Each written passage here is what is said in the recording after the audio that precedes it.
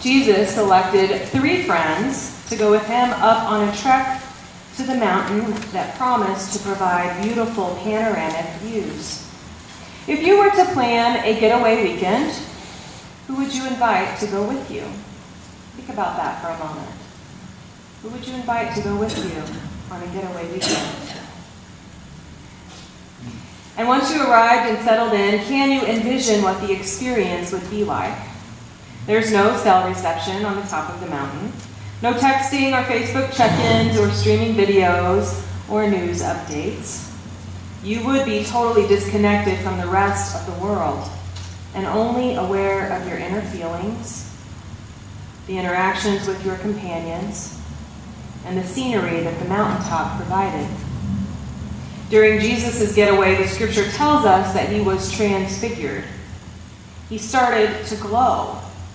His form and appearance became even more beautiful, and he seemed to be exuding a more transcendent aura. The spirits of the important ancestors appeared to him. You know, the ones you talk to and call upon late at night, the ones who came before you but have now passed on to glory. The grandparents, the great-grandparents, the close friends and loved ones that you used to call on for advice. The Moseses and the Elijahs. During your mountaintop trek, you gain perspective. You take a deep breath. You never want to leave. You talk about living up there permanently. You might take selfies so that you can have proof of the occasion. You actually hear God's voice on the mountain. The divine message sometimes looks like a bright cloud in the dazzling sky, or a voice you hear inside your being. Those feelings that tell you to pay attention to what is happening right before you. That experience of your throat constricting and your eyes beginning to tear up. The way your body reacts when you're overcome with truth or beauty. You might be afraid that you won't remember how otherworldly you felt when this trip is over. If you captured a vision of what the future is supposed to look like, you might fear that you'll lose all the details, all the particulars. Jesus says the same thing he says again and again. The same thing the angels and the ancestors and the wise ones repeat over and over and over. Don't be afraid. Don't be afraid. Don't be afraid. The retreat ends. You carefully pack your belongings and try to memorize every detail of the weekend. You breathe in deeply the clear mountain air, hoping to take some of it with you back down on your hike. Jesus tells you to keep this mountain memory close to your heart, to hide it away in your heart shrine. There will come a day when you will need to draw on these images and insights from the trek. But for now, you just hold it close. You hold close all of those mountaintop experiences in your life. Today is the last day of the church season after Epiphany. The weeks in between celebrating Jesus' birth and the weeks leading up to Jesus' death and resurrection, which starts with Lent. Today is known as Transfiguration Sunday. Too often I think we focus only on Jesus' transfiguration and forget that we ourselves and the world around us are called to undergo a change of form into a more spiritually beautiful state. We get bogged down by the daily details of our lives and the news. How could we not?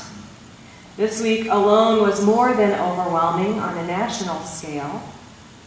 The evacuation deadline arrived at Standing Rock.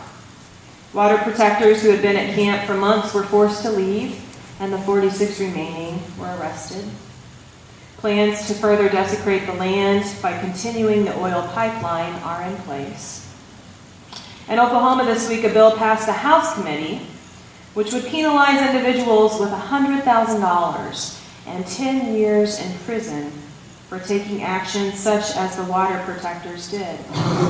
Actions of standing up against so-called critical infrastructures, like the pipeline.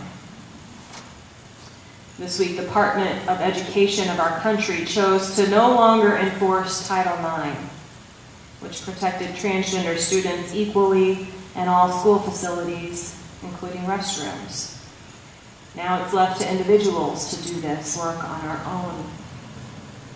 This week, an off-duty police officer in Anaheim, California, physically took hold of a 13-year-old teenage boy who was walking across his lawn and fired his gun in the midst of a larger crowd of teenagers outside his home as he tried to detain the Chicano boy. Hundreds took to the streets of Anaheim to protest the confrontation. More and more families are suffering under the stress and reality of deportations of undocumented persons from our country. The family of the construction crew that Dana and I hired to work on our new home has been affected. What decisions do you make when a member of your family could be ripped from the fabric of your daily life at any moment? Growing up, I definitely believed in evil. I imagined it took the form of monsters under my bed or nightmares that haunted my sleep. In my early 20s, I stopped believing in evil for a while. I didn't believe in God, so I didn't believe in the opposite of God either. Now I'm back to recognizing that there is a malicious force at place in the world, even when I'm not sure where it comes from or how exactly it operates. Often I see evil characterized as human beings who simply oppose those things that others think are good. Last Sunday, the church marquee outside of Fellowship United Church of Christ in Tulsa, Oklahoma, read, "Love your enemies. After all, you made them." Is that true? When we label someone as our enemy and oppose them in every way possible, do we allow space for the possibility of their transfiguration? Do we allow space for our own growth, the changes that can occur from our own mountaintop experiences, or even from those low treks through the shadows of the valley? The contemporary and first reading for today is from Walter Rink's book, as I mentioned, The Powers That Be. If you would have told me at the beginning of that story that a real-life neo-Nazi KKK Grand Dragon firebombing white supremacist had a chance at transfiguration, I would have bet against you. In hindsight, I can see that his path away from evil was made possible by the Jewish family, which held open the door for him to walk into another reality. They didn't allow their fear of this man to keep them from engaging him. They didn't condemn him and organize an all-out counter-assault on him either. They kept calling him. They kept speaking the truth to him in love. They took the high road when he took the low one. They treated him as they would want to be treated even in the midst of death threats. They held an alternative future up for him to see and accompanied him as he made his own hard decision to move towards that alternative reality. In the end, they were privileged enough to witness his transfiguration, a complete change in his form and appearance into a more beautiful and spiritual state. And as you can imagine, one cannot witness someone else's transfiguration without being affected yourself. I read a quote this week that I have agreed with for a long time. It said, "Following the way of Jesus is more important than admiring him." Admiring Jesus is to see his transfigured form and hang his picture up on your wall. Following Jesus means finding out how you can be transfigured too, and helping others to take that path as well. Toward the end of Walter Wink's book, he describes the power of intercessory prayer. He says, intercessory prayer is spiritual defiance of what is in the way of what God has promised. Intercession visualizes an alternative future to the one apparently fated by the momentum of current forces. Prayer infuses the air of a time yet to be into the suffocating atmosphere of the present. History belongs to the intercessors who believe the future into being. History belongs to the intercessors who believe the future into being.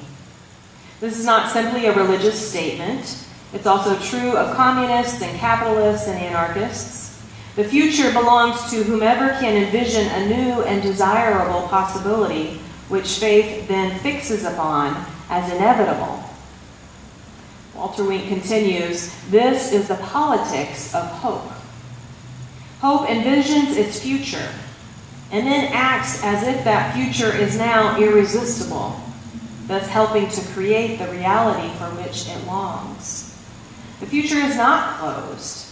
Even a small number of people, firmly committed to the new inevitability on which they have fixed their imaginations, can decisively affect the shape the future takes. So what future is irresistible to you?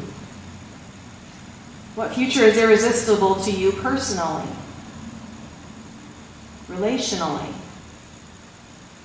nationally, and globally? Are you willing to pray it into being? To infuse the air with the politics of hope, to make space for mountaintop revelations, to converse with the ancestors, to be not afraid, to hold the door open for those you've labeled as your enemy, to hold it open wide enough to make room for an alternative ending and transfiguration of those who oppose the protection of water, for those who oppose the protection of transgender students, of Chicano teenagers, of Muslim and Jewish and undocumented relatives,